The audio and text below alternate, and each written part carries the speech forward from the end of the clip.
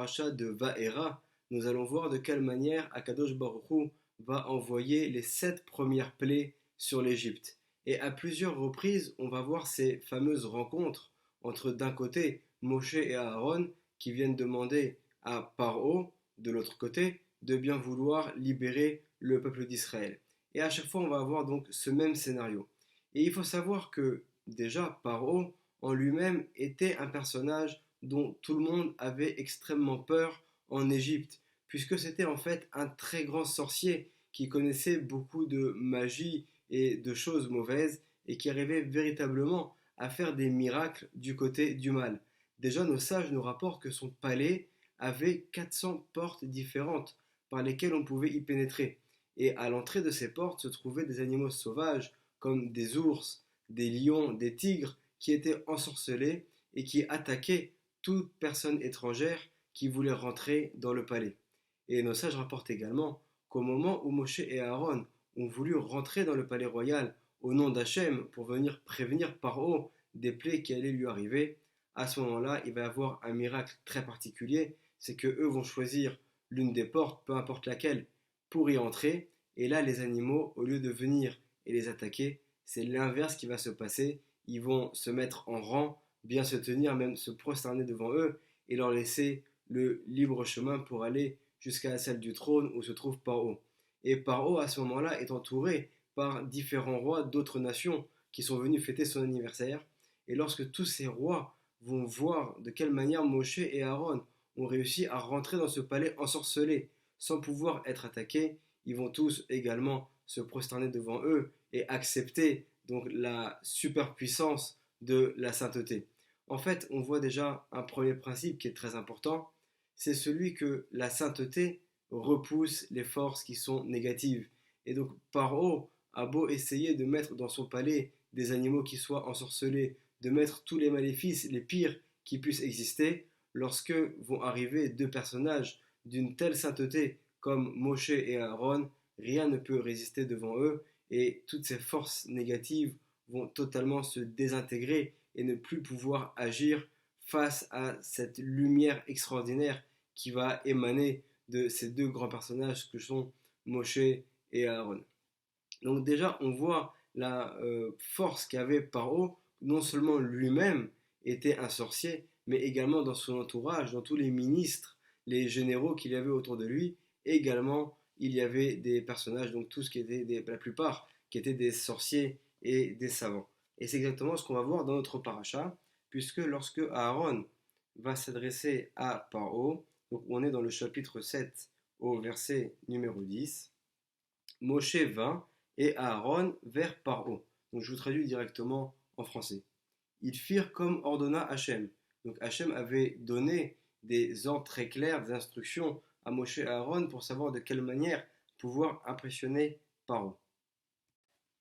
Ensuite, Aaron jeta son bâton devant Pharaon et devant ses serviteurs. Donc tout le monde se tenait devant eux, Paro avec tous ses conseillers, toutes les personnes qui l'entourent.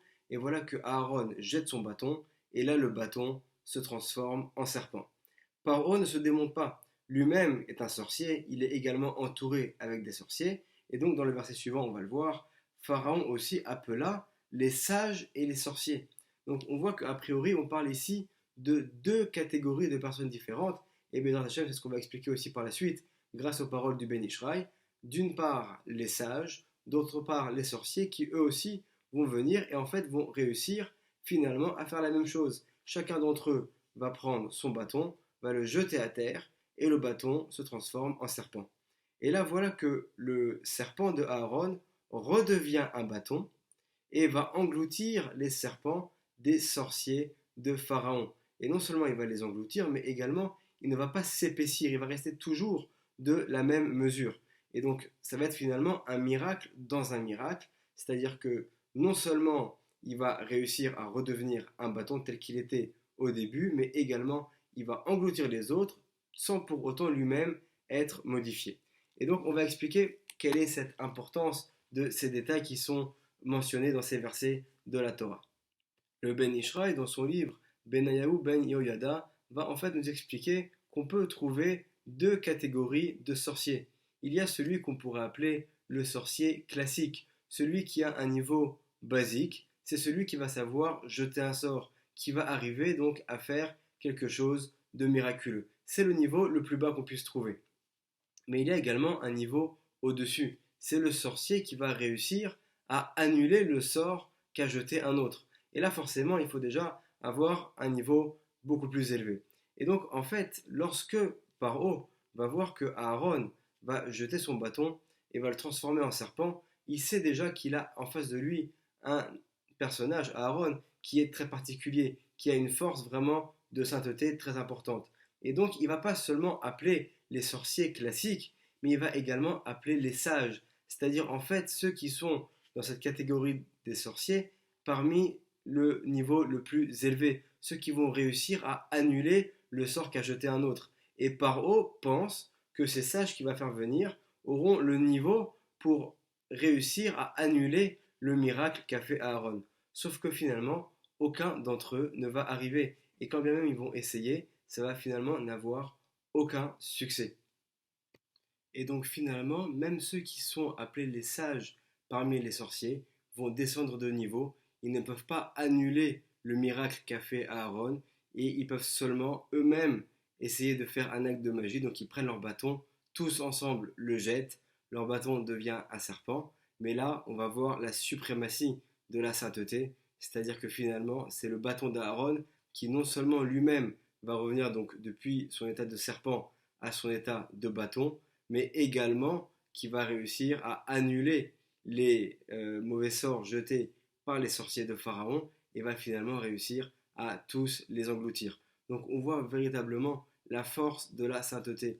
Et Moshe et Aaron se retrouvent devant des personnages qui sont véritablement très très mauvais, que ce soit Pharaon, que ce soit tout son entourage. Non seulement ils ont en eux une haine du peuple d'Israël, mais également ils ont des pouvoirs mauvais, maléfiques, qui veulent utiliser Chaz Shalom contre notre peuple.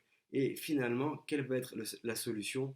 Ça va être la sainteté, la pureté de Moshe et Aaron, qui va réussir de manière automatique à annuler la force qu'avaient tous ces sorciers. Alors quel enseignement on peut tirer de tout cela pour nous et pour toutes les générations? On rapporte au nom du Rav Chaim de Vologine, l'élève du Gaon de Vilna, que lorsque une personne se trouve dans un moment de détresse, dans un moment de difficulté, il y a une ségoula, un acte qu'il est bien de faire, c'est de penser à la phrase En od milevado, de prendre conscience qu'en fait il n'y a rien d'autre qui puisse gérer le monde à part Hachem. Et en fait, tout celui qui remet son sort à Hachem, qui finalement comprend que tout ce qui l'entoure dépend du Créateur et que personne ne peut lui faire le moindre mal sans que ce soit la volonté d'Hachem, alors d'une certaine manière, il va réussir lui aussi à se relier à la Kedusha, à la sainteté, et va réussir à annuler les mauvais décrets qui sont sur lui. On a eu des exemples dans toutes les générations de grands Chachamim, de Tzadikim, qui se sont retrouvés en détresse, et finalement, grâce à leur sainteté, ils sont parvenus à être sortis de la situation dans laquelle ils étaient. Et c'est valable également à notre niveau, pour chacun d'entre nous. Lorsqu'on a un moment de difficulté, il faut savoir parfois lever les yeux au ciel, même pas parfois, tout le temps, lever les yeux au ciel, lever les yeux vers Hachem, adresser une prière et prendre conscience que le seul qui peut nous sauver de toutes les situations, c'est Akadosh Baruch Hu. On a cet exemple ici avec Moshe et Aaron qui n'ont pas peur de suivre la parole d'Hachem, qui vont aller s'engouffrer dans ce palais de Pharaon qui est rempli de sortilèges et de créatures ensorcelées, de personnages qui sont mauvais, et pourtant ils vont réussir leur mission parce qu'ils vont écouter à la lettre la transmission que leur a donnée Hachem et s'en remettre seulement à lui. Médrat Hachem, que nous aussi, nous puissions avoir la protection directe d'Hachem et que personne ne puisse arriver à nous faire le moindre mal. Amen ve Amen. Shabbat Shalom.